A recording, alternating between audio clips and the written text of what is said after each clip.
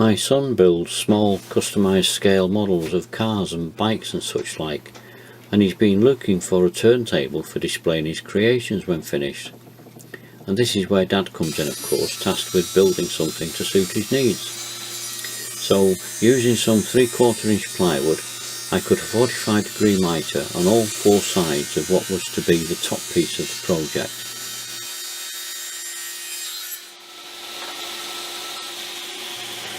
And after that was complete, I cut a 45-degree mitre along the length of what are to be the side pieces.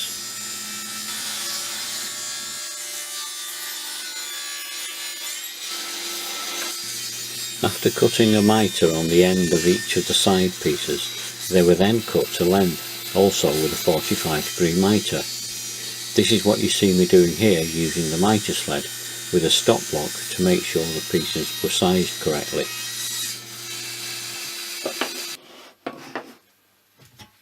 It was then time to glue these pieces together, using the time-honoured method of taping the pieces together with masking tape before applying the glue.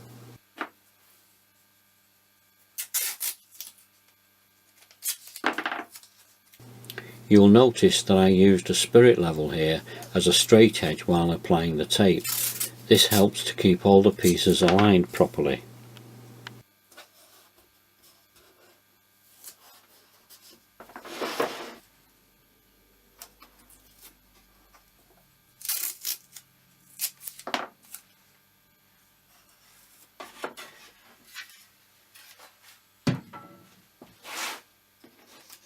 After carefully turning the pieces over, I applied plenty of glue to all four mitres.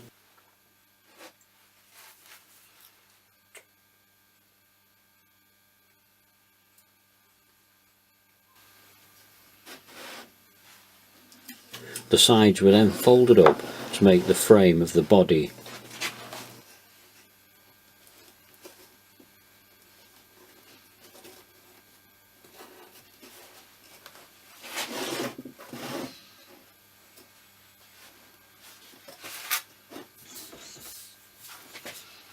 Glue was then applied to the top mitre and to the top piece before placing some weights on top.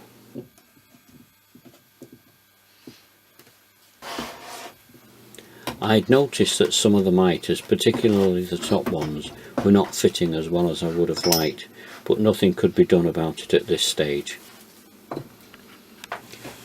I applied some 2-part car body filler to the open joints after the glue was dry. The project is to be painted anyway, so any filler will not be seen on the finished item. I glued 2 pieces of ply together as I needed a spacer for positioning the pulley, as you'll see in a moment. Holes needed to be drilled into the centre of the spacer and the top of the box.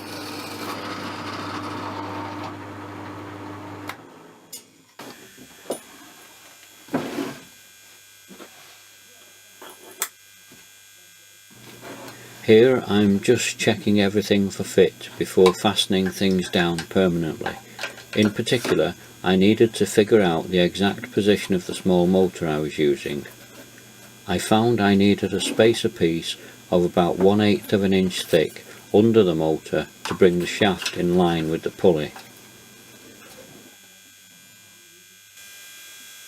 I had already cut the 8-inch piece of plywood that was to act as the turntable itself. The axle used on the pulley is an old 12mm bolt, so I needed to fix a 12mm nut into the underside of the turntable, and this is what I'm doing here. Just chiselling out a hexagonal hole for it to fit in.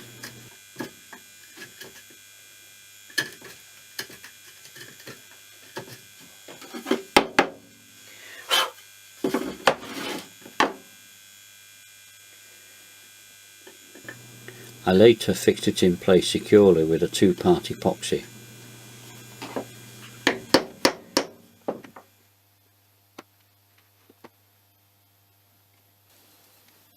Once I was happy with how things were going to fit, I glued the spacer in place.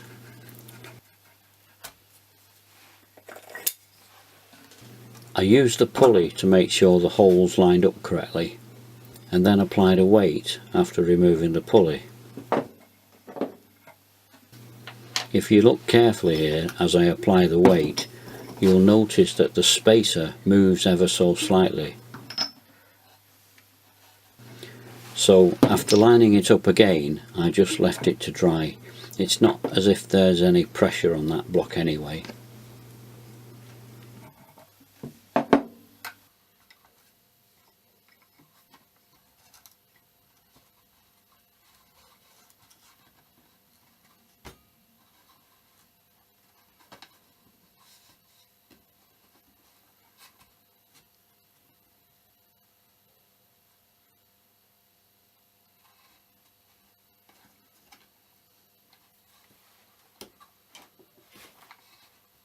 I then secured the motor with screws, pre-drilling the holes first.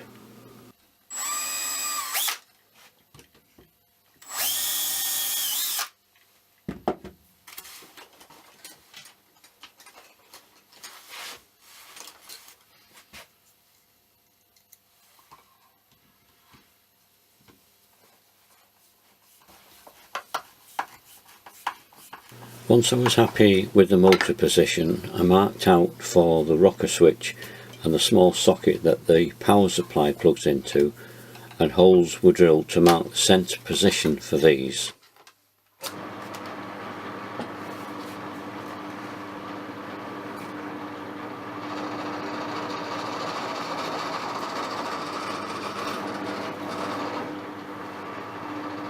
It didn't take me long to realise that the thickness of the wood didn't allow for the switch and the socket to fit properly, so some wood needed to be removed on the inside to accommodate these parts, and that's what you see me doing here with a small portable drill fitted with a Forstner bit.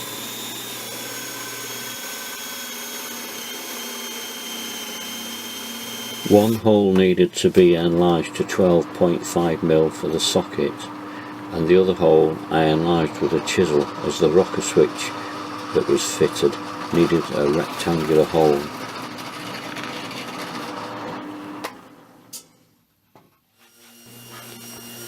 That was the project pretty much finished, so after everything had a thorough sanding, I applied several coats of a semi-matte black paint.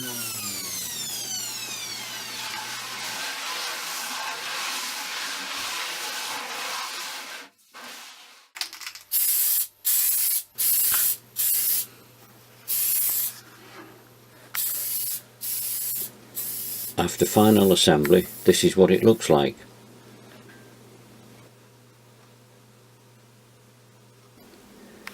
If you got this far, thanks for watching, and if you haven't already, please like, share, subscribe and all that stuff, and I'll see you next time.